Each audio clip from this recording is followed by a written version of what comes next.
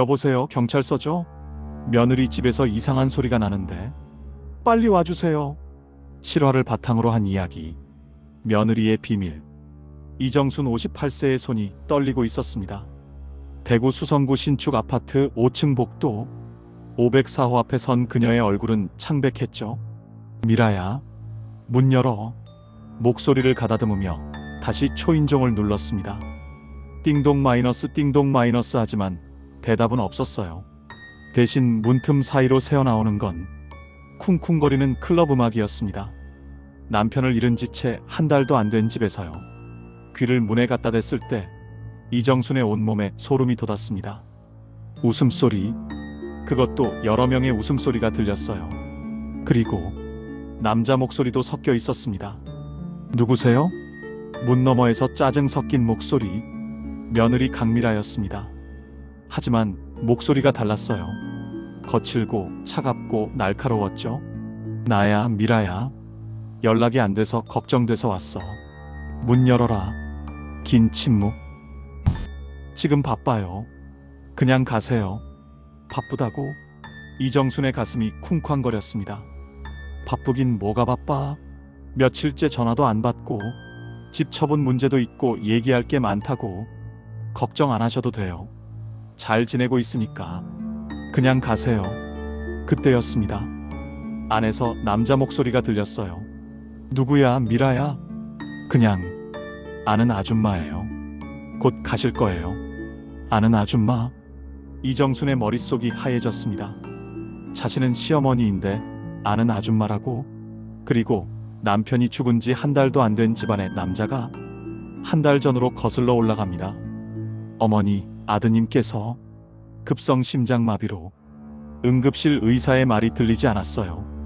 이정수는 그 자리에서 주저앉았습니다. 안 돼. 우리 태호가. 안 돼. 36살. 건강했던 아들이었습니다. 대구에서 총망받는 형사 전문 변호사였죠. 전날 밤까지도 멀쩡하게 전화했던 아들이 갑자기 세상을 떠났습니다. 정확한 사인 확인을 위해서는 부검이 필요합니다. 부검 결과는 명확했어요. 급성 심장마비. 외상도 없고 독성 물질도 발견되지 않았습니다. 하지만 이정수는 믿을 수 없었어요. 뭔가 이상했습니다. 다시 현재. 이정수는 떨리는 손으로 핸드폰을 꺼냈습니다. 여보세요, 경찰서죠? 며느리 집인데 문을 안 열어주고 안에서 이상한 소리가.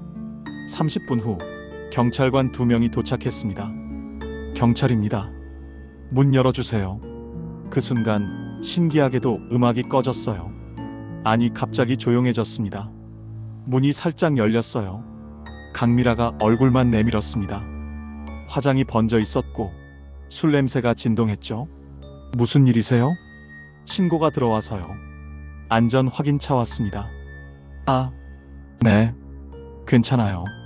그냥 친구들이랑 있었어요. 경찰관이 문을 완전히 열어달라고 했습니다. 강미라는 잠깐 망설이더니 문을 활짝 열었어요. 그 순간 이정순의 눈앞이 캄캄해졌습니다. 거실에는 빈 소주병들이 널려 있었어요. 테이블 위엔 안주 접시들, 그리고 소파에는 3명의 남자가 앉아 있었습니다. 하지만 가장 충격적인 건 벽에 걸려 있어야 할 아들 태호의 영정 사진이 바닥에 구겨진 채 불에 그을려 있었습니다. 태호, 사진이. 왜? 이정순의 목소리가 떨렸어요. 강미라가 어깨를 으쓱했습니다. 입가에 냉소적인 미소가 번졌죠. 불태웠어요. 뭐라고? 태호가 죽었으니 이제 저는 자유의 몸이잖아요. 그 말을 듣는 순간 이정순의 다리에서 힘이 풀렸습니다. 경찰관이 부축했지만 그대로 주저앉았어요. 가슴이 찢어지는 것 같았습니다. 며느리의 차가운 웃음소리만이 귓가에 맴돌았습니다. 태호가 죽었으니 이제 저는 자유의 몸이잖아요. 며느리 강미라의 충격적인 말, 그리고 불에 탄 아들의 사진. 이정수는 그날 이후 확신했습니다. 뭔가 잘못됐다고. 응급실에서 깨어난 이정순, 천장을 멍하니 바라보고 있었어요. 어머니, 괜찮으세요? 간호사의 목소리가 들렸습니다. 하지만 이정순의 머릿속은 온통 아들 생각뿐이었어요. 윤태호, 40세, 홀어머니 밑에서 자란 아들. 새벽 4시에 일어나 김밥 장사를 하며 키운 아들. 사법고시에 합격하고 대구에서 촉망받는 변호사가 된 아들. 엄마, 나중에 꼭 성공해서 효도할게요. 고등학생 때 했던 말을 지켰던 아들이었습니다. 어머니, 안녕하세요. 태호 씨가 어머님 얘기 정말 많이 했어요. 강미라는 첫 만남에서 예의 바르고 상냥했습니다. 대학 선후배 사이로 만나 연애 3년 만에 결혼했죠. 이정수는 전세금을 보태줬어요. 젊은 부부가 잘 살기를 바라는 마음이었습니다. 처음 3년은 좋았어요. 명절마다 찾아오고 생일에는 케이크를 가져왔습니다. 어머니 생신 때 뭐 해드릴까요? 어머니, 몸조리 잘하세요. 따뜻한 며느리였죠. 하지만 3년 차부터 뭔가 달라지기 시작했습니다. 엄마, 요즘 미라가 좀 이상해요. 아들이 전화를 걸어왔을 때였습니다. 이상하다니 뭐가? 글쎄요. 예전 같지 않아요. 차갑다고 해야 하나. 아들의 목소리에 걱정이 묻어 있었어요. 부부가 그럴 수도 있지. 시간이 지나면 괜찮아질 거야. 이정수는 대수롭지 않게 넘겼습니다. 그게 실수였어요.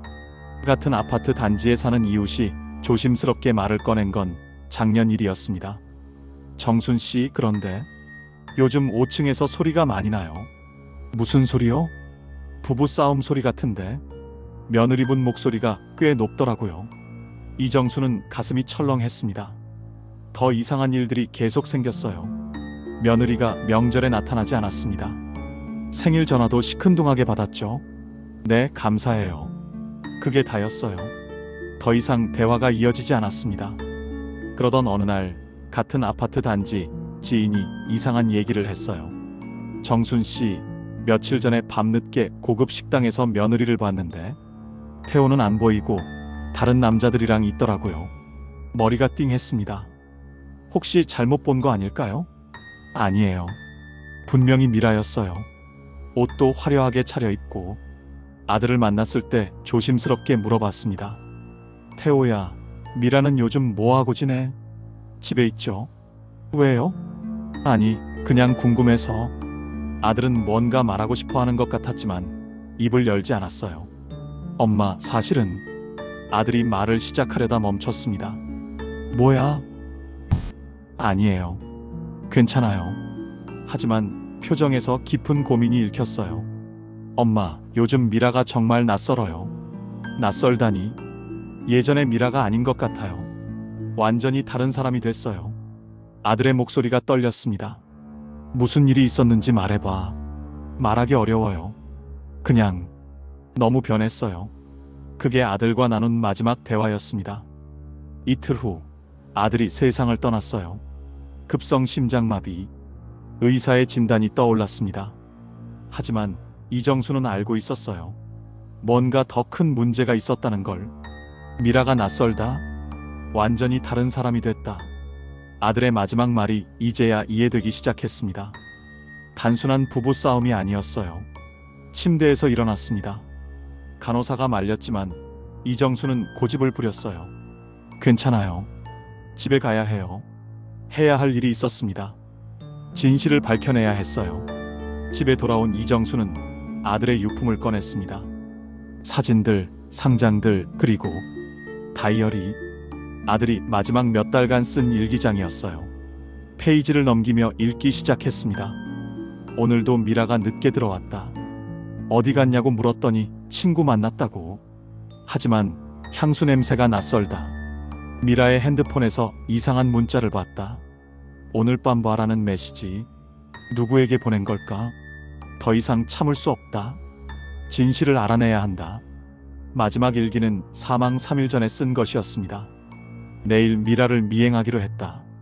진실이 무엇이든 알아야 한다. 이정순의 손이 떨렸어요. 아들은 알고 있었습니다. 뭔가 잘못됐다는 걸. 그리고 그 직후 세상을 떠났어요. 이건 우연이 아니야. 이정수는 확신했습니다. 아들의 죽음에는 숨겨진 진실이 있다고. 내일 미라를 미행하기로 했다. 진실이 무엇이든 알아야 한다. 아들의 마지막 일기. 그리고 3일 후 갑작스러운 죽음. 이정수는 진실을 향해 한 걸음씩 다가가고 있었습니다.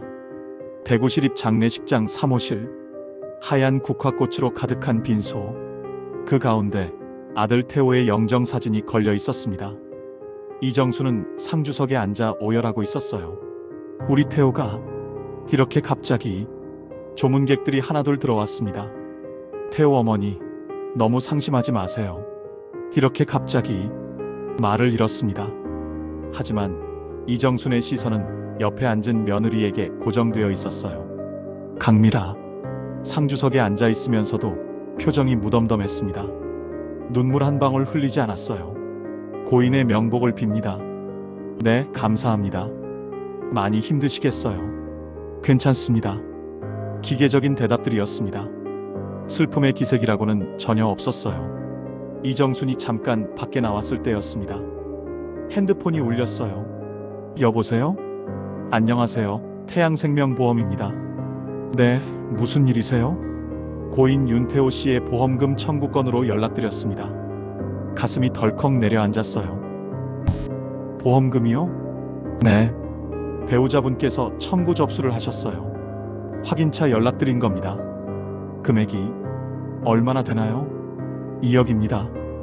이정수는 말문이 막혔습니다. 장례도 끝나지 않았는데 벌써 보험금을? 급히 강미라를 찾았어요. 복도 끝에서 전화통화를 하고 있었습니다. 걱정 마.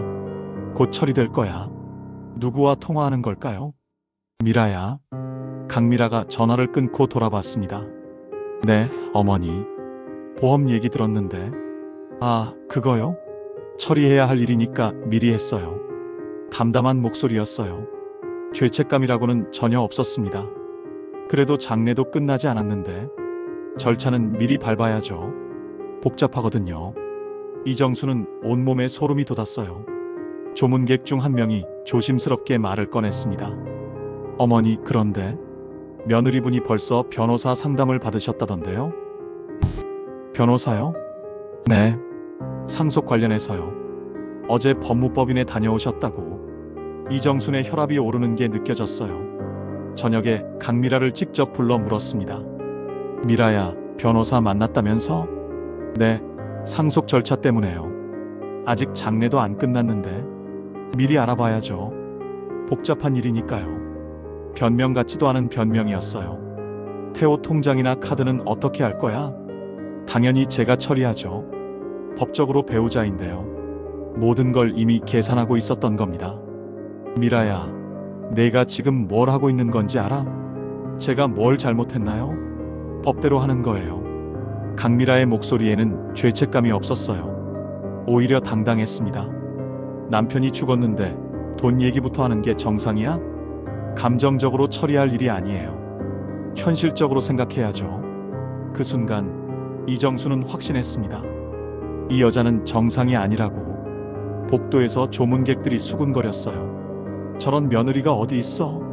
남편 죽자마자 보험금부터 챙기다니. 눈물 한 방울 안 흘리는 것도 이상하고. 소문은 금세 퍼졌습니다. 하지만 강미라는 개의치 않았어요. 오히려 더 당당해 보였습니다. 마지막 날 발인식. 영구차가 떠날 때까지 강미라의 눈에는 눈물이 없었어요. 화장터에서도 마찬가지였습니다.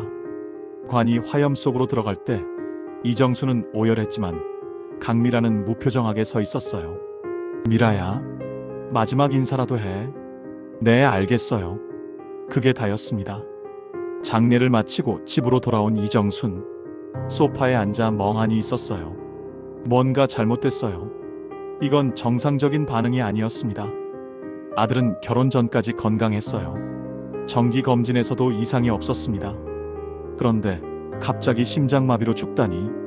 게다가 강미라의 행동은 더더욱 의심스러웠어요. 슬픔은 전혀 없고 돈 계산만 빨랐습니다. 혹시 끔찍한 생각이 스쳤어요. 설마 하는 마음이었지만 의심은 커져만 갔습니다. 잠들 수 없었어요. 창밖을 바라보며 이정수는 생각했습니다. 아들아, 엄마한테 말해줘. 무슨 일이 있었는지. 바람이 창문을 흔들었어요. 그때 핸드폰이 울렸습니다. 여보세요? 어머니, 저 박정우입니다. 태호 형 로펌 동료였어요. 네, 만나 뵙고 싶은데요. 태호 형에 대해 말씀드릴 게 있습니다. 이정순의 가슴이 두근거렸어요. 무슨 얘기인데요? 전화로는 어렵고요. 내일 뵐 수 있을까요? 네, 그러죠. 전화를 끊은 후 이정수는 알 수 없는 긴장감에 휩싸였습니다. 아들의 동료가 전하려는 이야기는 무엇일까요? 혹시 아들의 죽음과 관련된 단서가 있는 걸까요? 그날 밤 이정수는 한숨도 잘 수 없었습니다. 내일이면 진실에 한 걸음 더 다가갈 수 있을 것 같았어요. 눈물 한 방울 흘리지 않는 며느리, 장례도 끝나기 전에 챙긴 2억 원 보험금, 그리고 아들의 로펌 동료로부터 걸려온 전화. 진실은 점점 드러나고 있었습니다. 띵동 마이너스. 초인종이 울렸습니다. 문을 열자 30대 중반의 남성이 서 있었어요. 검은색 정장을 단정하게 차려입고 있었습니다. 안녕하세요, 어머니. 박정우입니다. 어서 오세요. 거실로 안내했어요. 정우는 소파에 앉으며 무거운 표정을 지었습니다. 차라도 한 잔. 아니요, 괜찮습니다. 바로 본론으로 들어가겠습니다. 정우가 가방에서 노트북을 꺼냈어요. 어머니, 태호 형이 죽기 전 많이 이상했습니다. 이상했다니요? 평소와 달리 불안해 보였어요. 뭔가 심각한 고민이 있어 보였죠. 정우는 잠깐 망설이더니 말을 이었습니다. 사실 아내분 얘기를 자주 했어요. 이정순의 얼굴이 굳어졌어요. 외도를 의심하고 있었습니다. 증거라도 있었나요? 직접적인 증거는 없었지만 태호 형이 며칠 전부터 계속 말했어요. 아내가 이상하다고. 정우가 핸드폰을 꺼냈습니다. 이거 보세요. 화면에 떠오른 문자 메시지. 발신 윤태호. 시간 사망 전날 밤 11시 32분. 정우야, 이상해. 난 혼자 죽을 사람이 아니다. 이정순의 손이 떨렸어요. 혼자 죽을 사람이 아니다? 네. 이 문자를 받고 바로 전화했는데 받지 않았어요. 다음 날 아침 부고 소식을 들었습니다. 정우의 목소리가 침묵했어요. 그리고 이것도 보세요. 정우가 노트북을 열었습니다. CCTV 영상이 재생됐어요. 로펌 건물 주차장 CCTV입니다. 태호 형이 마지막으로 출근했던 날이에요. 화질이 선명하지는 않았지만 윤태호의 모습이 보였어요. 여기 퇴근할 때를 보세요. 영상 속 윤태호는 평소와 달리 모자와 마스크를 쓰고 있었습니다. 고개를 푹 숙이고 걸음걸이도 어딘가 어색했어요. 평소에도 이렇게 다녔나요? 아니요. 태호 형은 항상 당당하게 걸어 다녔어요. 이날따라 이상했죠? 정우가 영상을 멈췄습니다. 그리고 차량 블랙박스도 확인했어요. 조수석에 누군가 탔던 흔적이 있었습니다. 누군가요? 시트가 평소보다 앞으로 당겨져 있었거든요. 태호 형은 혼자 출퇴근했는데 이정순의 가슴이 철렁 내려앉았어요. 그날은 달랐던 것 같습니다. 정우는 더 충격적인 이야기를 꺼냈어요. 휴대폰 위치 기록도 이상합니다. 노트북 화면에 지도가 떠올랐어요. 태호 형 핸드폰이 마지막 신호를 보낸 곳이 집에서 3km 떨어진 곳입니다. 여기요. 수성구 범어동 쪽이죠. 집은 여기인데 신호는 여기서 끊어졌어요. 그럼 태호가 그곳에 갔다가 집으로 돌아온 건가요? 그런 것 같습니다. 하지만 왜 그곳에 갔는지는 이정순의 머릿속이 복잡해졌어요. 퍼즐 조각들이 하나씩 맞춰지는 느낌이었습니다. 정우 씨, 혹시 태호가 그날 누구를 만났을 가능성이 있을까요? 글쎄요. 하지만 아내분과 관련이 있을 수도 있습니다. 왜요? 태호 형이 마지막 며칠간 계속 아내 얘기만 하셨거든요. 뭔가 결정적인 일이 있었던 것 같아요. 정우가 조심스럽게 물었습니다. 어머니, 이 얘기를 경찰에 신고하는 게 어떨까요? 경찰에? 네. 물론 확실한 증거는 없지만 이 정황들만으로도 충분히 의심할 만합니다. 이정수는 잠깐 생각했어요. 지금까지 수집한 정보들을 정리해봤습니다. 아들의 마지막 문자는 혼자 죽을 사람이 아니다. 이상한 CCTV 영상, 누군가 탔던 조수석, 집에서 3km 떨어진 곳의 휴대폰 신호, 그리고 무엇보다 강미라의 이상한 행동들, 장례식에서의 냉정함, 서둘러 챙긴 보험금, 변호사 상담, 모든 단서들이 한 방향을 가리키고 있었어요. 이정순이 일어나서 창밖을 바라봤습니다. 정우 씨, 제가 확신하는 게 있어요. 목소리가 떨렸습니다. 우리 태호는 자연사가 아니에요. 정우는 깜짝 놀란 표정을 지었어요.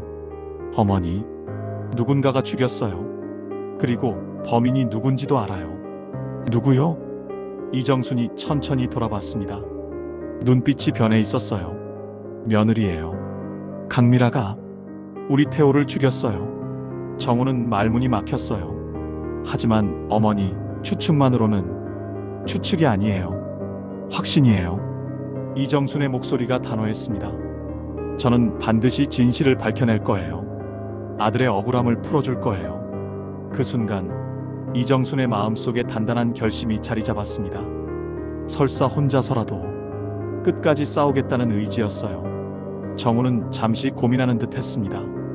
이정순의 눈빛에서 강한 의지를 읽을 수 있었어요. 어머니, 네, 제가 도와드리겠습니다. 정말요? 태호 형은 제게 많은 도움을 줬어요. 형이 없었다면 저는 로펌에서 살아남지 못했을 겁니다. 정우의 목소리가 떨렸어요. 그리고 저도 이상하다고 생각했어요. 형의 죽음이. 고마워요, 정우 씨. 함께 진실을 밝혀냅시다. 태호 형을 위해서라도. 두 사람은 악수를 나눴습니다. 이제부터 본격적인 조사가 시작될 것입니다. 집에 혼자 남은 이정순. 아들의 사진을 바라보며 속삭였어요. 태호야, 엄마가 내 억울함을 꼭 풀어줄게. 끝까지 싸울게. 창밖으로 달이 떠올랐습니다. 긴 싸움이 시작되려 하고 있었어요. 하지만 이정수는 더 이상 두렵지 않았습니다. 진실은 반드시 밝혀질 것이니까요. 우리 태호는 자연사가 아니에요. 누군가가 죽였어요. 로펌 동료 정우의 도움으로 수집한 증거들. 하지만 이제 진짜 싸움이 시작됩니다. 이정수는 경찰서로 향했어요. 민원실은 차가운 형광등 불빛으로 가득했습니다. 이정수는 딱딱한 플라스틱 의자에 앉아 담당 형사를 기다렸어요. 손에는 정우에게서 받은 자료들을 꽁꽁 싸맨 봉투를 들고 있었습니다. 30분을 기다린 끝에 중년의 형사가 나타났어요. 사건 재수사 요청이시죠? 네, 제 아들 윤태호 사건입니다. 이정수는 떨리는 손으로 준비한 자료들을 꺼냈습니다. CCTV 캡처 화면, 휴대폰 위치 기록, 마지막 문자 메시지, 블랙박스 분석 자료. 이것들을 보시면 분명 이상한 점들이 있어요. 형사는 대충 훑어보더니 고개를 저었어요. 어머니, 젊은 층 돌연사는 요즘 흔합니다. 하지만 스트레스, 과로 때문에 심장마비로 갑자기 돌아가시는 분들이 많아요. 특히 변호사처럼 스트레스 많은 직업은 더더욱. 이 증거들을 보세요. 마지막 문자, CCTV 전부. 부검 결과도 자연사로 나왔고 외상이나 독성 물질도 발견되지 않았어요. 형사의 말투는 기계적이었어요. 더 조사할 게 없습니다. 그럼 이 모든 정황들은 우연의 일치라는 건가요? 어머니 마음은 이해하지만 수사는 확실한 증거가 있어야 하거든요. 이게 증거 아닌가요? 이정수는 절박하게 말했어요. 이건 정황 증거일 뿐입니다. 직접적인 증거가 아니에요. 형사가 일어섰어요. 다른 할 일도 많아서요. 죄송합니다. 그렇게 상담은 끝났습니다. 이정수는 무력감에 휩싸였어요. 벽에 부딪힌 기분이었습니다. 경찰서를 나온 이정순, 벤치에 주저앉았어요. 눈물이 흘러내렸습니다. 어떻게 해야 하지? 이대로 포기할 수는 없었어요.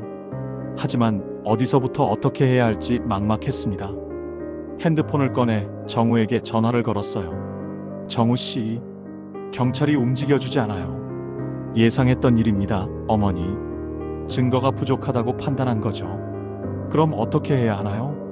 전화기 너머로 정우의 한숨이 들렸어요. 다른 방법을 찾아봐야 할 것 같습니다. 지하철을 타고 집으로 가는 길. 문득 떠오른 사람이 있었어요. 김혜진. 대학 동창이었습니다. 20년 전 지역 언론사에서 기자로 일했던 친구였죠. 혜진이. 이정수는 급히 핸드폰을 꺼냈어요. 혜진의 번호를 찾아 전화를 걸었습니다. 여보세요? 혜진아, 나야. 정순이. 어머, 정순아. 오랜만이네. 그런데 목소리가 왜 그래? 혜진아, 부탁할 일이 있어서. 다음 날 시내 카페에서 만났습니다. 혜진은 여전히 단정한 모습이었어요. 이제는 프리랜서 기자로 일하고 있다고 했습니다.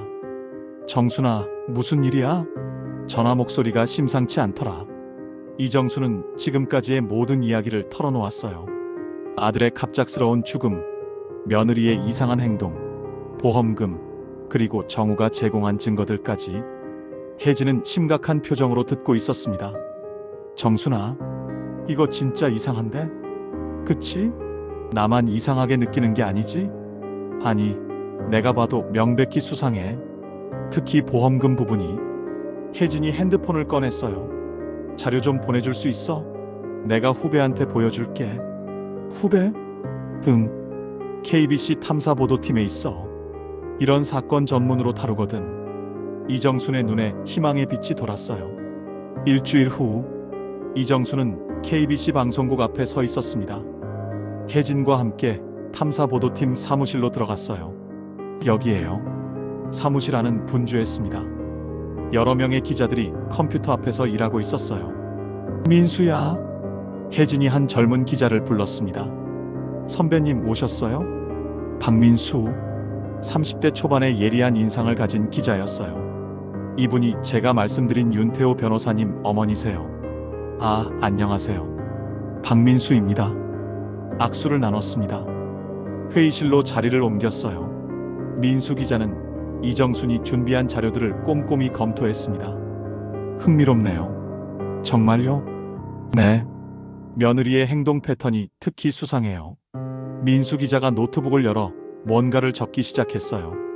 보험금 2억, 장례식에서의 냉정함, 그리고 이 마지막 문자까지. 방송으로 내보낼 수 있을까요? 일단 추가 취재를 해봐야겠어요. 민수 기자의 눈빛이 반짝였습니다. 금융 거래 내역이랑 통신 기록 분석이 필요합니다. 그리고 민수 기자가 잠깐 멈췄어요. 며느리분 주변 인물들도 취재해야 할 것 같아요.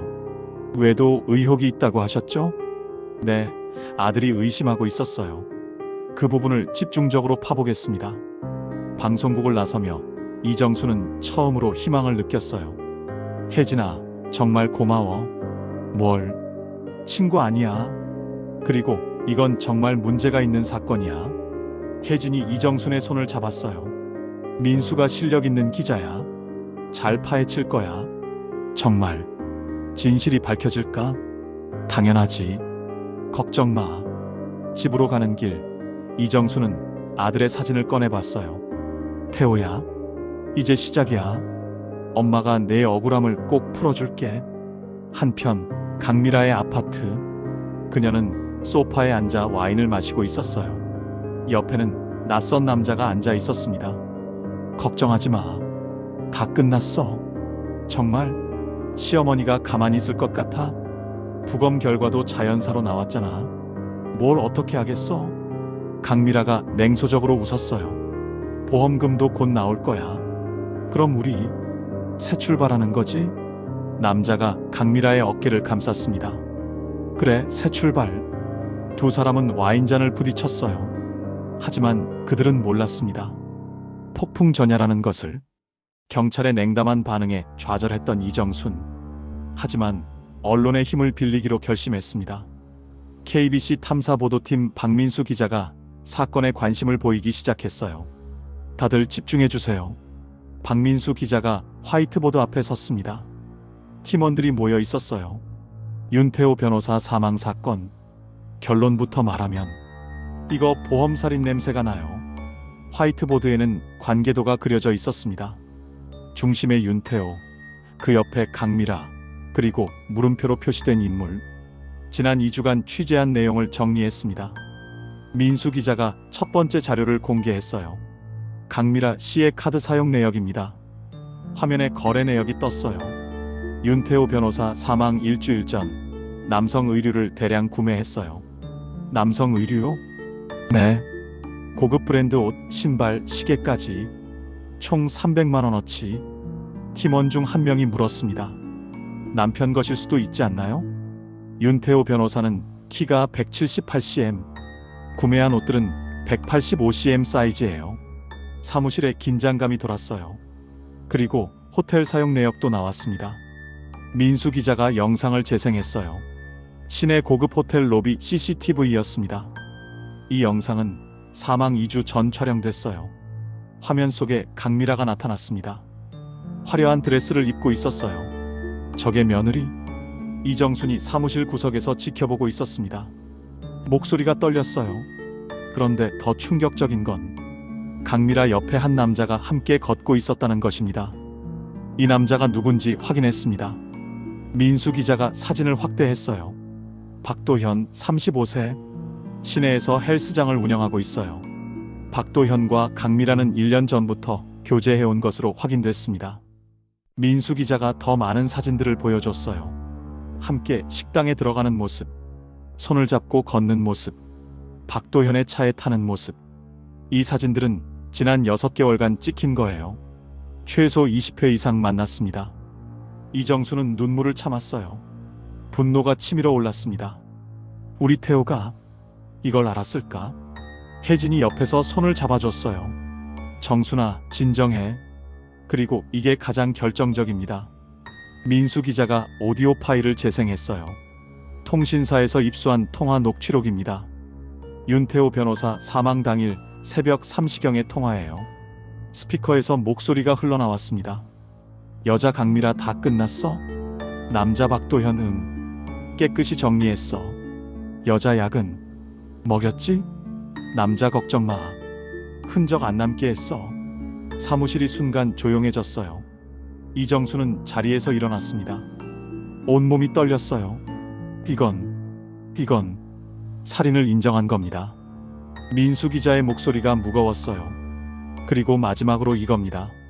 민수 기자가 또 다른 CCTV 영상을 재생했어요.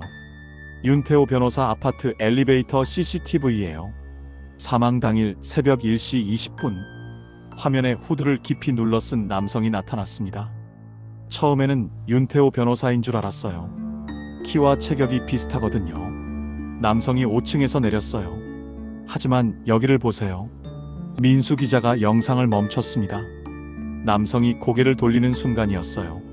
얼굴 인식 프로그램으로 분석한 결과 박도현입니다. 박도현이 아파트에? 네. 윤태호로 변장해서 들어간 겁니다. 민수 기자가 화이트보드에 시간대별로 정리하기 시작했어요. 이제 전체 그림이 보입니다. 오후 11시 윤태호 퇴근, 밤 12시 강미라가 수면제 탄술 제공 추정, 새벽 1시 윤태호 의식 이름, 새벽 1시 20분 박도현 아파트 침입, 새벽 2시 추가 약물 투여 추정, 새벽 3시 강미라 마이너스 박도현 통화 녹취록, 오전 7시 윤태호 사망 발견. 완벽한 범행 계획이었어요. 민수 기자가 설명을 이었습니다. 수면제와 심장마비 유발 약물을 섞어 사용하면 부검에서 발견하기 어렵습니다. 이제 방송을 준비하겠습니다. 팀장이 일어섰어요. 이 내용으로 특별 프로그램을 만들죠. 진실 추적 긴급 편성합니다. 방송 일정은 최대한 빨리 일주일 안에 내보냅시다. 민수 기자가 이정순을 바라봤어요. 어머니, 방송 나가실 수 있으세요? 네, 물론이죠. 이정순의 목소리는 떨렸지만 단호했습니다. 제가 직접 말씀드려야죠. 우리 태호가 얼마나 억울하게 죽었는지. 3일 후 스튜디오. 이정순은 카메라 앞에 앉아 있었어요. 조명이 켜지고 촬영이 시작됐습니다. 윤태호 어머니 이정순 씨를 모셨습니다. 민수 기자가 인터뷰를 시작했어요. 어머니, 아드님이 돌아가신 후 어떠셨나요? 처음에는 믿을 수가 없었어요. 건강했던 아들이 갑자기. 이정순의 눈에서 눈물이 흘러내렸습니다. 하지만 며느리의 행동이 너무 이상했어요. 장례식에서 눈물 한 방울 안 흘리고 보험금부터 챙기고. 그때 의심하셨나요? 네. 뭔가 잘못됐다고 느꼈어요. 촬영은 이 시간 동안 계속됐습니다. 방송 3일 전 KBC에서 예고편이 나갔어요. 의문의 변호사 급사. 과연 자연사인가? 30초짜리 예고편이었습니다. 불타는 영정사진, 냉정한 며느리, 2억 원 보험금, CCTV 속 의문의 남자. 이번 주 목요일 밤 8시 KBC 특별기획 진실추적에서 공개합니다. 온라인 반응은 즉각적이었어요. 댓글들이 쏟아지기 시작했습니다. 이거 명백한 살인 아니야? 며느리가 범인 같은데? 보험금 2억 때문에 남편 죽였나? 사건에 대한 관심이 폭발적으로 커졌습니다. 강미라의 아파트. 그녀는 TV를 보다가 예고편을 봤어요.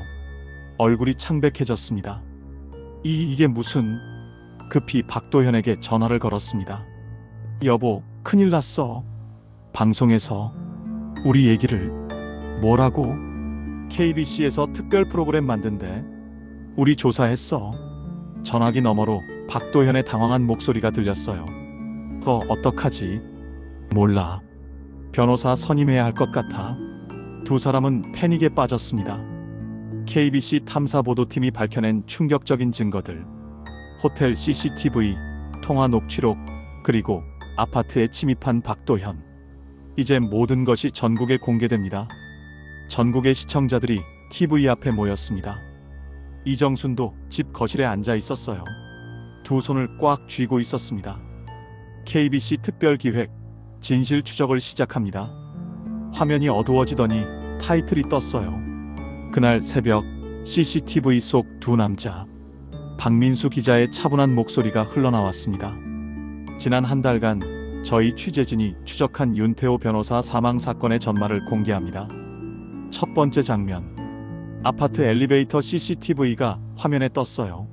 날짜 사망 당일 새벽 1시 20분. 화면 속에서 후드를 깊이 눌러 쓴 남성이 엘리베이터에 탑니다. 남성이 5층으로 올라갔어요. 전문가 분석 결과 이 남성의 걸음걸이와 어깨선이 고인과 다른 것으로 확인됐습니다. 화면이 확대됐어요. 남성이 잠깐 고개를 돌리는 순간. 놀라운 건 이 남성이 5045호 앞에서 후드를 벗는 장면입니다. 영상이 슬로우 모션으로 재생됐어요. 가발을 벗고 실리콘 마스크를 떼어내는 모습. 이 남성의 정체는... 화면에 사진이 떴습니다. 강미라 씨의 내연남 박도현 씨로 확인됐습니다. 전국의 시청자들이 숨을 죽였어요. 다음 영상이 이어졌습니다. 강미라 씨와 박도현 씨는 지난 6개월간 시내 호텔에서 수십 차례 만났습니다. 여러 호텔의 CCTV 영상들이 연속으로 나왔어요. 함께 체크인하는 모습, 손을 잡고 들어가는 모습, 다음날 아침 나오는 모습. 특히 윤태호 변호사 사망 일주일 전에는 이 호텔에서 3박을 함께 보냈습니다. 이정수는 눈을 감았어요. 너무 고통스러웠습니다. 아들이 얼마나 힘들었을지. 그리고 취재진이 입수한 통화 녹취록입니다. 화면이 어두워지고 음성만 흘러나왔어요. 강미라 다 끝났어? 박도현 응. 깨끗이 정리했어. 강미라 약은 먹였지? 박도현 걱정 마. 흔적 안 남게 했어. 스튜디오로 화면이 전환됐습니다. 민수 기자가 카메라를 똑바로 바라봤어요. 이 통화는 윤태호 변호사 사망 당일 새벽 3시경에 이루어졌습니다. 지금까지의 증거를 종합하면 강미라 씨와 박도현 씨는 사전에 계획적으로 범행을 저질렀을 가능성이 높습니다. 방송이 나가는 동안 SNS는 실시간으로 폭발했어요. 실시간 검색어 1위부터 10위까지 모두 이 사건 관련 키워드. 강미라 보험살인, 박도현 내연남, 윤태호 변호사 타살. 댓글들이 쏟아졌습니다. 이런 미친 여자가 다 있나? 남편 죽이고 보험금까지 챙기려 했네. 둘 다 사형시켜라. 분노한 네티즌들의 글이 넘쳐났어요. 방송 후반부 전문가들의 분석이 이어졌습니다. 수면제나 근이완제를 사용했을 가능성이 높습니다. 법의학 전문의가 설명했어요. 이런 약물은 부검에서 발견하기 어렵거든요. 특히 심장마비를 유발할 수 있는 약물들은 자연사로 위장하기 쉽습니다. 심장에 직접 주입하는 약물도 있나요? 네. 칼륨 과다 주입 같은 경우 급성 심장마비를 일으키지만 부검에서는 자연사처럼 보일 수 있습니다. 이정순은 주먹을 불끈 쥐었어요. 방송 마지막 부분. 이정순의 인터뷰가 나왔습니다. 어머니, 지금 심정이 어떠신가요? 분노와 슬픔이 교차합니다. 이정순의 목소리가 떨렸어요. 우리 태호가 얼마나 고통스러웠을지 생각만 해도 가슴이 찢어집니다. 며느리에게 하고 싶은 말씀이 있으신가요? 이정순이 카메라를 똑바로 바라봤습니다. 진실은 반드시 밝혀집니다. 법의 심판을 받으시길 바랍니다. 방송이 끝나자마자 이정순의 핸드폰이 미친 듯이 울렸어요. 정순아, 방송 봤어? 정말 대단해. 어머니 고생하셨습니다. 꼭 정의가 승리할 겁니다. 지인들의 연락이 쏟아졌습니다. 하지만 이정순은 전화를 받을 수 없었어요. 소파에 앉아 눈물을 흘리고 있었습니다. 아들의 사진을 꼭 안고 태호야, 이제 다 끝나간다. 같은 시각 대구경찰청 상황실에 비상이 걸렸어요. 즉시 수사본부를 설치합시다. 청장의 긴급 지시가 내려졌습니다. 강미라, 박도현에 대한 체포영장을 신청하고 전국 수배령을 내리세요. 1시간 후 대구경찰청은 공식 브리핑을 열었어요. 강미라, 박도현에 대한 긴급 체포영장을 발부받았으며 전국에 수배령을 내렸습니다. 수사본부장의 발표였습니다. 하지만 이미 두 사람은 자취를 감춘 상태였어요. 강미라의 아파트는 텅 비어 있었습니다. 박도현의 헬스장도 문이 닫혀 있었어요.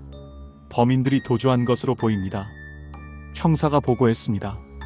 전국공항, 항만, 버스터미널에 수배 전단을 돌리세요. 알겠습니다. 시내 외곽의 허름한 모텔. 강미라와 박도현이 숨어 있었어요. TV에서는 계속해서 뉴스 속보가 나오고 있었습니다. 이게 다 당신 때문이야. 강미라가 소리쳤어요. 내 때문? 당신이 하자고 한 거잖아. 박도현도 맞받아쳤습니다. 보험금 2억 받으면 새 출발하자고 한 게 누구였어? 그건 그렇지만 두 사람은 서로를 비난하기 시작했어요. 공범자들의 전형적인 모습이었습니다. 경찰은 두 사람의 행적을 추적하기 시작했어요. 마지막 카드 사용 내역이 경산 지역입니다. CCTV 확인해 보세요. 편의점 CCTV에 포착됐습니다. 경찰은 점점 좁혀들고 있었어요. 집에 혼자 남은 이정순, 창밖을 바라보며 생각했습니다. 이제 거의 다 왔어. 조금만 더. 하지만 알 수 없는 불안감이 엄습했어요. 범인들이 체포되기 전까지는 안심할 수 없었습니다.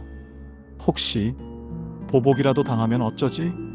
그때 문 밖에서 소리가 들렸습니다. 발소리. 누군가 계단을 올라오고 있었어요. 이정순의 심장이 빠르게 뛰었습니다. 문 앞에서 발소리가 멈췄어요. 똑똑 마이너스. 누군가 문을 두드렸습니다. 전국을 충격에 빠뜨린 방송. 강미라와 박도현은 도주했고 경찰은 전국에 수배령을 내렸습니다. 그리고 그날 밤 이정순의 집 앞에 누군가 나타났어요. 이정순은 잠에서 깼습니다. 시계를 봤어요. 새벽 4시 30분.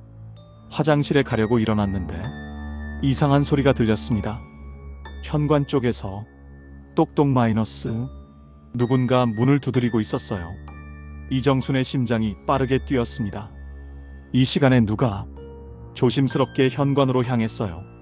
인터폰 화면을 들여다봤을 때 숨이 멎을 뻔했습니다. 강미라였습니다. 후드를 깊이 눌러쓰고 있었지만 분명히 그녀였어요. 마스크 위로 드러난 눈빛이 섬뜩했습니다. 띵동 마이너스, 띵동 마이너스. 초인종이 계속 울렸어요. 저예요. 강미라의 목소리가 들렸습니다. 예전과는 완전히 달랐어요. 날카롭고 위협적이었죠. 당신이 다 망쳤어요. 이정수는 떨리는 손으로 휴대폰을 집어들었어요. 나와서 대화해요. 어머니. 어머니라는 말이 소름 끼치게 들렸습니다. 문 안 열면 다 불질러 버릴 거예요. 강미라의 목소리가 더 커졌어요. 인터폰 화면으로 보니 그녀의 손에 신문지와 라이터가 들려 있었습니다. 정말로 방화를 시도하려는 모습이었어요. 이정수는 급히 112에 전화를 걸었습니다. 여보세요, 경찰서죠? 수배자가 제 집 앞에 와서 위협하고 있어요. 주소가 어떻게 되시죠? 대구시 달서구. 빨리 와주세요. 방화하려고 해요. 밖에서는 강미라의 목소리가 계속됐어요. 야, 이정순. 나와. 문고리를 흔드는 소리가 들렸습니다. 당신 때문에 내 인생이 다 망가졌어. 이정수는 문에 등을 기대고 숨을 참았어요. 나는 아무것도 안 했어. 그냥 자유롭게 살고 싶었을 뿐이라고. 강미라의 목소리에 광기가 서려 있었습니다. 태호는 내가 싫어한다는 걸 알면서도 계속 집착했어. 충격적인 고백이 이어졌어요. 내가 다른 남자를 사랑한다는 걸 알고도 날 놔주지 않았어. 이정수는 귀를 의심했습니다. 그래서 없애버린 거야. 순간 침묵이 흘렀어요. 박도현과 함께 행복하게 살고 싶었거든. 강미라가 스스로 범행을 자백하고 있었습니다. 멀리서 사이렌 소리가 들려왔어요. 경찰이 왔어. 이정순이 소리쳤습니다. 강미라는 잠깐 조용해졌어요. 그러더니 갑자기 라이터를 켰습니다. 그럼 같이 죽어요. 신문지에 불을 붙이려는 순간 경찰이다. 손들어. 복도 끝에서 경찰관들이 나타났어요. 3명의 경찰관이 방패를 들고 달려왔습니다. 강미라는 당황한 표정을 지었어요. 라이터를 떨어뜨리며 도망치려 했지만 꼼짝 마. 이미 늦었습니다. 경찰관이 강미라를 제압했어요. 찰칵 마이너스. 수갑이 채워지는 소리가 들렸습니다. 강미라, 당신을 살인, 사기, 방화미수 혐의로 현행범 체포합니다. 경찰관의 엄중한 목소리. 나요? 나는 아무것도 안 했어요. 증거도 없잖아요. 강미라는 끝까지 저항했습니다. 하지만 이미 모든 증거가 확보된 상태였어요. 묵비권을 행사할 수 있으며 변호인의 조력을 받을 권리가 있습니다. 강미라는 경찰차로 끌려갔어요. 같은 시각, 시내 한 모텔. 박도현은 잠든 사이에 경찰에 포위됐어요. 경찰이다. 문 열어. 문이 박차고 열렸습니다. 잠옷 차림의 박도현이 당황한 표정으로 일어났어요. 박도현, 윤태호 살인 사건의 공범 혐의로 체포합니다. 저는 몰라요. 미라가 다 시킨 거예요. 박도현은 즉시 강미라를 지목했습니다. 모든 계획은 미라가 세웠어요. 저는 그냥 도운 것뿐이에요. 몇 시간 후 박도현의 진술이 시작됐습니다. 모든 계획은 미라가 세웠습니다. 떨리는 목소리로 말했어요. 미라가 남편을 없애고 보험금을 받자고 했어요. 처음엔 농담인 줄 알았는데 구체적으로 말해보세요. 제가 윤태호로 변장해서 아파트에 들어갔어요. 그리고 미라가 미리 수면제를 탄 술을 먹여놨거든요. 구체적인 범행 수법이 드러나기 시작했습니다. 수면제는 어디서 구했어요? 미라가 인터넷으로 주문했어요. 해외 사이트에서요. 수사관들은 강미라의 휴대폰을 정밀 분석했습니다. 삭제된 데이터를 복원한 결과 검색 기록, 심장마비 유발 약물, 자연사 위장법, 보험금 수령 조건, 부검에서 발견 안 되는 독. 더 충격적인 건 보험 설계사와의 상담 내역이었어요. 윤태호 사망 한 달 전부터 보험금 청구 절차를 문의했던 기록이 있었습니다. 장례 이틀 전에 이미 보험금 청구 양식을 작성해뒀네요. 수사관이 증거를 확인하며 말했어요. 계획적이고 치밀한 범행입니다.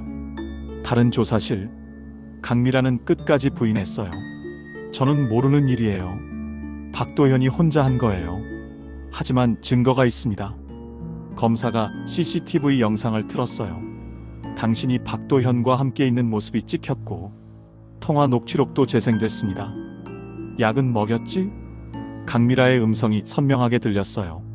얼굴이 창백해졌습니다. 이건 오해예요. 오해가 아닙니다. 계획적 살인입니다. 수사 결과 더 많은 사실들이 밝혀졌습니다. 강미라는 결혼 초기부터 외도를 계획했어요. 윤태호의 보험금을 노리고 있었던 거죠. 박도현과의 관계도 단순한 불륜이 아니었습니다. 둘은 1년 전부터 윤태호를 제거할 방법을 논의해왔어요. 카카오톡 대화 내역. 강미라 언제까지 이렇게 살아야 해? 박도현 조금만 참아. 계획대로 하면 돼. 강미라 보험금 2억이면 충분하지? 박도현 당연하지. 우리 새 출발하자. 모든 것이 드러났습니다. 이정수는 경찰서에서 조사를 마치고 나왔어요. 밖에는 취재진들이 몰려 있었습니다. 어머니, 지금 심정이 어떠세요? 다행입니다. 범인들이 잡혀서. 이정순의 목소리는 떨렸지만 안도의 기색이 역력했어. 아들의 억울함이 풀려서. 감사합니다. 기자들의 질문이 쏟아졌어요. 며느리를 용서하실 생각은? 이정수는 잠깐 침묵했습니다. 용서는 신의 몫입니다. 저는 법의 심판을 기다릴 뿐이에요. 집으로 돌아가는 차 안. 이정수는 창밖을 바라봤어요. 태호야, 이제 편히 쉴 수 있겠니? 눈물이 흘러내렸습니다. 하지만 이번엔 슬픔의 눈물이 아니었어요. 안도의 눈물이었습니다. 다음 날 대구지검. 검찰이 공식 기자회견을 열었어요. 강미라, 박도현을 살인, 사기, 방화미수 혐의로 구속 기소합니다. 기자회견장에는 수많은 언론인들이 몰려 있었습니다. 플래시가 터졌어요. 범행은 치밀하게 계획됐으며 보험금을 노린 것으로 확인됐습니다. 검사가 설명을 이었어요. 피해자 윤태호 씨는 사망 전 며느리의 외도를 알고 있었던 것으로 보이며 이를 막으려던 중 살해당한 것으로 추정됩니다. 이정순도 기자회견장에 참석했어요. 어머니, 한 말씀 부탁드립니다. 이정순이 마이크 앞에 섰습니다. 이제 아들 태호의 억울함이 풀릴 때입니다. 목소리는 담담했지만 단호했어요. 아들이 얼마나 고통스러웠을지 생각하면 가슴이 아픕니다. 하지만 진실이 밝혀져서 다행입니다. 박수가 쏟아졌어요. 집에 돌아온 이정순. 오랜만에 편안하게 잠들 수 있었어요. 아들의 억울함이 풀렸다는 안도감. 하지만 알고 있었습니다. 이건 끝이 아니라고. 이제 본격적인 재판이 시작될 것이라고. 강미라와 박도현은 변호사를 선임하고 무죄를 주장할 계획이었으니까요. 하지만 이정수는 더 이상 두렵지 않았습니다. 진실은 이미 세상에 알려졌고 정의는 반드시 승리할 거라는 믿음이 있었어요. 새벽, 이정순의 집 앞에 나타난 강미라. 방화를 시도하며 범행을 자백했습니다. 두 범인 모두 체포됐고 이제 법정에서의 진짜 싸움이 시작됩니다. 대구지방법원 제3형사부. 재판장이 가득 찼습니다. 방청객들로 빼곡했어요. 이정수는 앞자리에 앉아 있었습니다. 옆에는 로펌 동료 정우가 함께 했어요. 개정합니다. 판사가 입장했어요. 똑똑똑 마이너스. 망치 소리가 울렸습니다. 피고인석에 강미라와 박도현이 앉았어요. 두 사람 모두 수갑을 차고 있었습니다. 강미라는 고개를 숙이고 있었어요. 예전의 당당함은 온데간데 없었습니다. 검사, 모두 진술하십시오. 검사가 일어섰습니다. 존경하는 재판장님, 그리고 배심원 여러분. 검사의 목소리가 법정에 울렸어요. 이 사건은 보험금 2억 원을 노린 치밀하고 잔인한 계획살인입니다.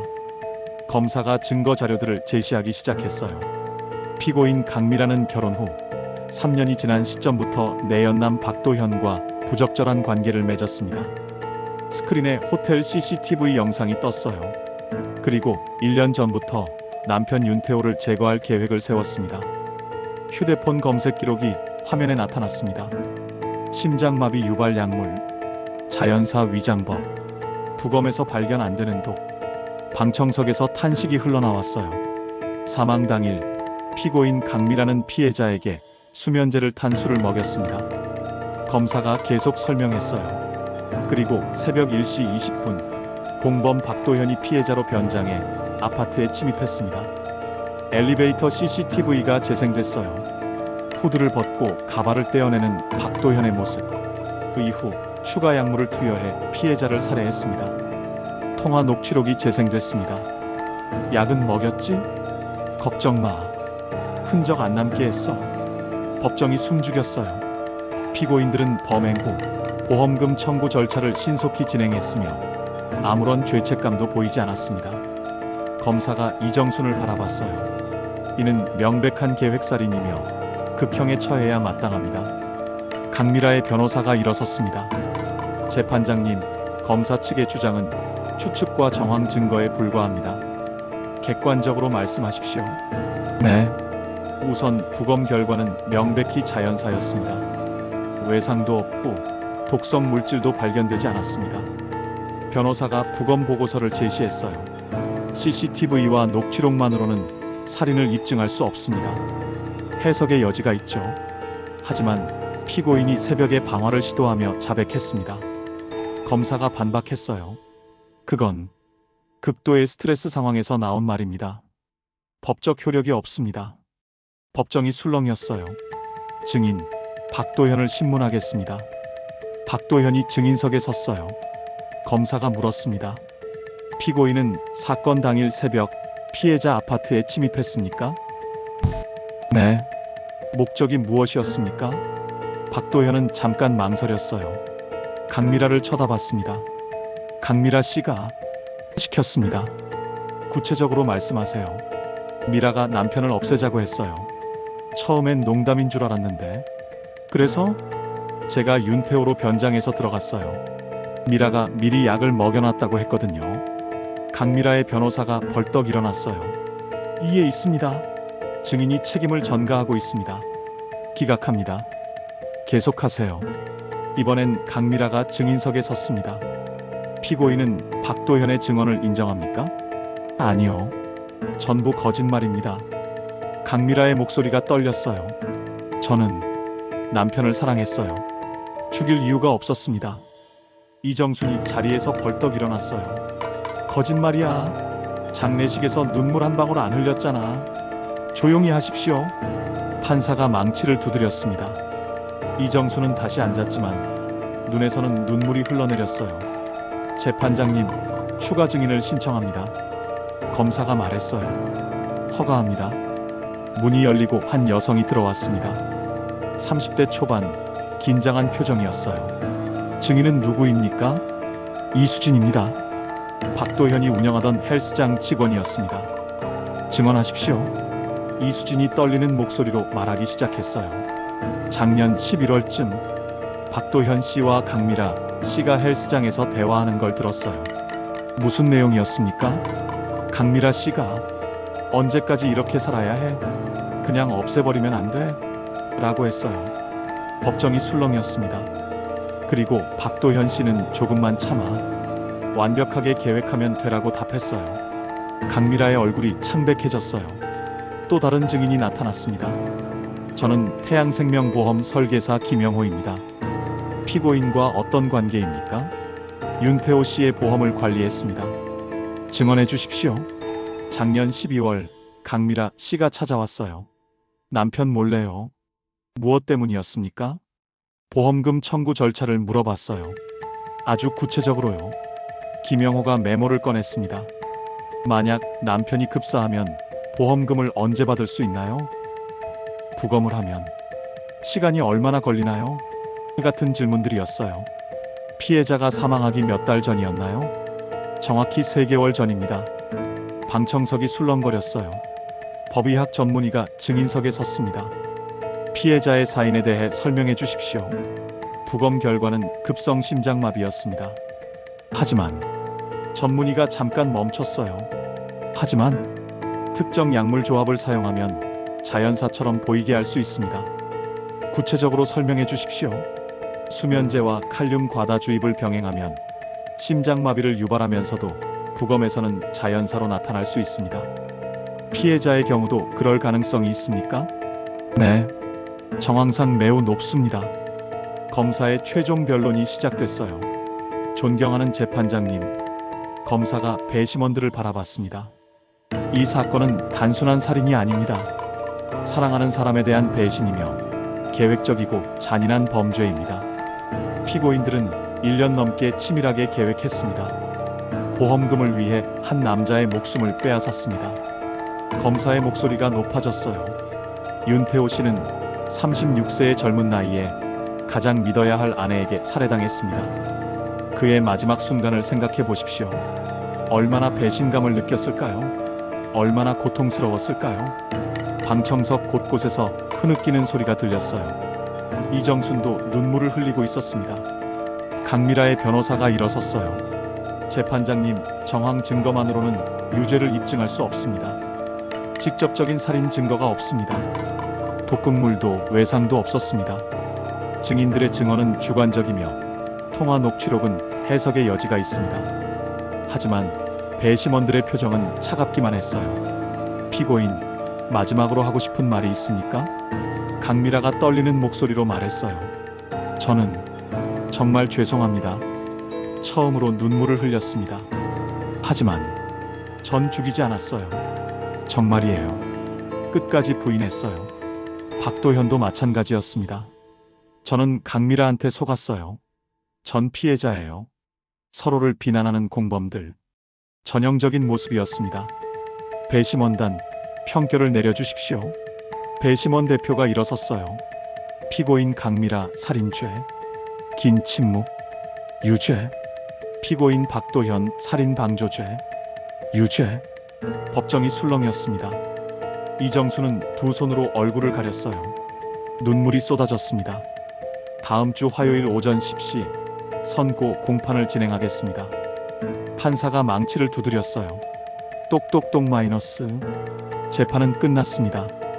법정에서의 치열한 공방, 새로운 증인들의 결정적 증언, 그리고 배심원단의 유죄 판결.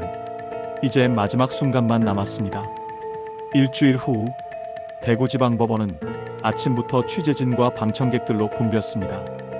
이정수는 검은색 정장을 단정하게 입고 법정으로 들어갔어요. 옆에는 로펌 동료 정우, 그리고 KBC 박민수 기자가 함께했습니다. 어머니, 긴장되시죠? 네. 하지만 이제 끝이에요. 이정순의 목소리는 담담했습니다. 법정이 숙연해졌어요. 판사가 입장했습니다. 피고인들을 기립시키십시오. 강미라와 박도현이 일어섰어요. 두 사람 모두 수척해진 모습이었습니다. 판사가 판결문을 펼쳤어요. 2025년 형제 제475호 살인 및 사기 사건에 대한 판결을 선고합니다.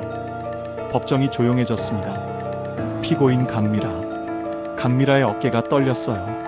피고인은 남편 윤태호를 계획적으로 살해하고 보험금 2억 원을 편취하려 했습니다. 이는 배우자에 대한 극악무도한 배신이며 인륜을 저버린 중대한 범죄입니다. 판사의 목소리가 무거워졌어요. 따라서 본 재판부는 긴 침묵. 피고인 강미라에게 무기징역을 선고합니다. 방청석에서 탄성이 터졌어요. 강미라는 그 자리에 주저앉았습니다. 피고인 박도현이 떨리는 목소리로 대답했어요. 네. 피고인은 강미라와 공모하여 범행을 도왔으며 직접 현장에 침입해 범행을 실행했습니다. 비록 주도적 역할은 아니었으나 살인 행위에 적극 가담했다는 점에서 죄질이 매우 불량합니다. 따라서 피고인 박도현에게 징역 20년을 선고합니다. 박도현도 고개를 떨구었어요. 또한 보험금 2억 원은 전액 환수하고 판사가 이정순을 바라봤습니다. 피해자 유족에게 추가 손해배상금 5천만 원을 지급하라고 판결합니다. 총 2억 5천만 원이 유족에게 돌아가게 됩니다. 판사가 망치를 두드렸어요. 똑똑똑 마이너스. 선고를 마칩니다. 법정을 나서며 이정수는 취재진에게 둘러싸였습니다. 플래시가 터졌어요. 어머니, 지금 심정이 어떠세요? 이정수는 잠깐 눈을 감았습니다. 이제 태호도 편히 쉴 수 있을 것 같아요. 목소리는 담담했지만 안도의 기색이 역력했습니다. 며느리에 대해 어떻게 생각하세요? 미워하지 않으려 해요. 하지만 용서는 아직은 어렵네요. 정직한 대답이었어요. 앞으로 계획은 어떻게 되시나요? 이정순이 잠깐 미소를 지었습니다. 사실 결정한 게 있어요. 한 달 후 이정수는 특별한 발표를 했습니다. 환수받은 보험금 2억 5천만 원 전액으로 장학재단을 설립하기로 한 거예요. 윤태호 장학재단을 만들겠습니다. 기자회견장에서 발표했어요. 생전 아들이 어려운 학생들을 도와주고 싶다고 했던 말을 기억합니다. 법학을 공부하는 어려운 학생들에게 장학금을 지급할 계획입니다. 기자들이 놀란 표정을 지었어요. 전액을요? 네. 이 돈은 제 것이 아니에요. 아들의 뜻을 이어가는 데 쓰여야 합니다. 박수가 쏟아졌습니다. 재단 설립 준비는 생각보다 복잡했습니다. 각종 서류와 절차가 까다로웠어요. 하지만 정우가 무료로 법률 자문을 해줬습니다. 어머니, 태호 형이 정말 좋아할 것 같아요. 그렇겠지? 재단 사무실은 대구 시내 작은 빌딩 2층에 마련했어요. 첫 장학생 선발이 시작됐습니다. 전국에서 200여 명이 지원했어요. 이정수는 한 명 한 명의 사연을 직접 읽었습니다. 부모님이 안 계시지만 판사가 되고 싶습니다. 가난해도 정의로운 변호사가 되겠습니다. 아들의 어린 시절과 비슷한 사연들이었어요. 눈물이 흘러내렸습니다. 최종적으로 10명의 장학생이 선발됐어요. 1년간 월 100만 원씩 지급하기로 했습니다. 따뜻한 봄날, 재단 개소식이 열렸습니다.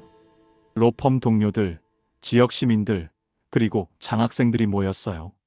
윤태호 변호사님의 뜻을 이어받아 정의로운 법조인을 양성하겠습니다. 이정순의 개회사에 박수가 쏟아졌습니다. 장학생들도 무대에 올라 각오를 다졌어요. 윤태호 선배님처럼 훌륭한 변호사가 되겠습니다. 어머니의 은혜를 잊지 않겠습니다. 젊은 학생들의 열정적인 모습에 이정수는 뿌듯함을 느꼈어요. KBC에서 후속 프로그램을 제작했습니다. 진실을 밝힌 어머니의 용기라는 제목이었어요. 박민수 기자가 다시 취재를 맡았습니다. 이정순 여사는 이제 전국적으로 존경받는 인물이 되었습니다. 방송에서는 재단 설립 과정과 장학생들의 이야기를 다뤘어요. 분노로 시작된 싸움이 결국 사랑과 희망으로 바뀌었습니다. 전국에서 후원 문의가 쏟아졌어요. 많은 사람들이 재단의 취지에 공감했습니다. 아들 기일, 이정수는 묘소를 찾았습니다. 묘비 앞에 앉아 조용히 이야기했어요. 태호야, 엄마가 내 꿈을 이어가고 있어. 바람이 살랑 불었습니다. 아들이 대답하는 것 같았어요. 장학생들이 정말 열심히 공부하고 있어. 너처럼 정의로운 법조인이 될 거야. 이정순의 얼굴에 평온한 미소가 떠올랐습니다. 시간이 흘렀어요. 첫 번째 장학생 김민지는 사법시험에 합격해 검사가 됐습니다. 두 번째 장학생 박성호는 로펌에 취직해 변호사로 활동하고 있어요. 윤태호 장학재단 출신입니다. 그들은 어디서든 자신의 출신을 당당히 밝혔습니다. 매년 새로운 장학생들이 선발됐고 졸업생들은 법조계에 진출했어요. 후원금도 점점 늘어나 장학생 수를 확대할 수 있었습니다. 재단 사무실에서 늦게까지 일하던 이정순, 장학생 선발 서류를 검토하다가 문득 창밖을 바라봤어요. 대구 시내의 야경이 아름답게 펼쳐져 있었습니다. 정의는 늦어도 온다. 아들이 즐겨하던 말이었어요. 이정수는 그 말이 진짜라는 걸 깨달았습니다. 핸드폰에 문자가 왔어요. 첫 번째 장학생 민지로부터였습니다. 어머니, 오늘 첫 재판에서 이겼어요. 윤태호 선배님처럼 정의로운 검사가 되겠습니다. 집으로 돌아가는 길, 이정수는 하늘을 올려다봤습니다. 별들이 반짝이고 있었어요. 태호야, 고마워. 엄마에게 이런 일을 할 기회를 줘서. 따뜻한 바람이 볼을 스쳤습니다. 아들이 옆에 있는 것 같았어요. 3년 후 윤태호 장학재단은 더 성장했습니다. 총 50명의 장학생을 배출했고 그중 15명이 이미 법조인이 됐어요. 이정수는 이제 70세가 넘었지만 여전히 재단을 운영하고 있습니다. 어머니, 이제 좀 쉬세요. 정우가 말했어요. 아니야, 난 괜찮아. 이 일이 내게 살아갈 이유를 줬거든. 이정순의 눈빛은 여전히 맑았습니다. 아들의 죽음은 비극이었지만 그 비극을 희망으로 바꿨어요. 슬픔을 사랑으로 승화시켰습니다. 재단 사무실 벽에 걸린 윤태호의 사진, 환하게 웃고 있는 모습이었어요. 그 아래 액자에는 글귀가 적혀 있었습니다. 정의는 늦어도 반드시 온다. 그리고 사랑은 죽음보다 강하다. 카메라가 천천히 줌아웃되며 이정순이 장학생들과 함께 웃고 있는 모습이 보입니다. 슬픔의 자리에 희망이 피어났어요. 어둠의 자리에 빛이 찾아왔습니다. 때로는 가장 어두운 순간에서 가장 밝은 빛이 태어납니다. 이정순 여사는 아들의 죽음이라는 비극을 희망으로 바꿨습니다. 그녀의 용기와 사랑이 오늘도 젊은 꿈들을 키우고 있습니다. 정의는 늦어도 반드시 옵니다. 이 영상이 도움이 되셨다면 구독과 좋아요 부탁드립니다. 여러분의 응원이 더 좋은 콘텐츠를 만드는 힘이 됩니다. 다음 영상에서 또 만나요.